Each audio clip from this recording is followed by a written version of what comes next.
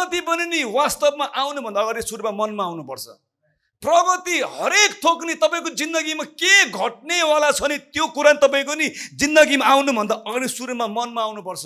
तर आज धेरै विश्वासीहरूको मनमा चाहिँ नि नेगेटिभ कुरा बढ्ता खेलाएको हुन्छ। अनि शैतानले चाहिँ नि त्यो पिञ्जडाभित्र राखेको हुन्छ विश्वासीलाई पनि। अनि यो मन यस्तो छ, अब यो मन त्यो किल्ला गाडेको मन छ नि, सङ्गति जानुपर्ने दिन छ कि तर यो मनले फेरि मान्दैन। यो मनले बरु पुष्पा नै हेर्नु जाउँ भन्छ।